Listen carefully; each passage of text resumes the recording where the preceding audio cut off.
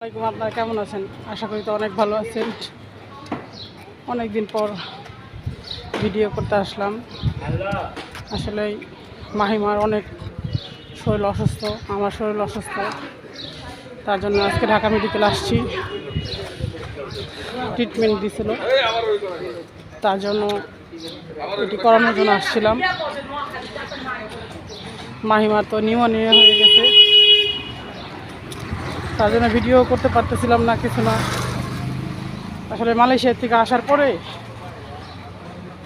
একবার ভিডিও করা হয়েছিল, তারপরে তার ভিডিও দেওয়া হয় নাই। হয়তো আপনারা দেখতেই পারতেছিলেন যে আমি একঘায়ে ভিডিও দিতেছি। কী কারণে অসুস্থ, আমি নিজেও অসুস্থ, মাহিমাও অসুস্থ। আসলে আল্লাহ অসুস্থ হলো আল্লাহর দান। কী কারণে যেরকম এত অসুস্থতে পড়বো আসলে ভাবতে পারি নাই। সবাই দোয়া করবেন মাহিমার জন্য, আমার জন্য, জানি সুস্থ সবলভাবে জানি থাকতে পারি। আর আল্লাহ যদি তুলে নিয়ে যায় তাহলে তো কোনো কিছু করার নাই। আর ভিডিও করাই ছেড়ে দিব, আপনারা ভিডিও দেখেন না, আর কি ভিডিও করব। কী কারণে আপনাদের সাথে কি ভুল করছি জানি না, আপনারা আমার ভিডিও দেখতেছেন না কেন, আমার কোন দোষ? কষ্ট করে ভিডিও করি, হয়তো একটু আপনাদের কাছে তো এমন কোনো কিছু চাই না, আপনারা একটু লাইক কমেন্ট শেয়ার করবেন, তাও তো না, ভিডিওই দেখেন না, কি বলবো। আর খুব মাহিমার শরীরটা অসুস্থ, সবাই দোয়া করবেন মাহিমার জন্য, মাহিমা জানে সুস্থ সবলভাবে থাকতে পারে। খুব কষ্ট লাগতেছে, বিশেষ করে যে এই অবস্থা হঠাৎ করে হয়ে যাবে আমি কল্পনার বাহিরে। মাহিমার আব্বুকেও ফোন দেওয়া হয়েছে, খুব গুরুতর অবস্থা, মানে কাশতে কাশতে কাশতে কাশতে অবস্থা, মানে অনেক গুরুতর অবস্থা, খারাপ,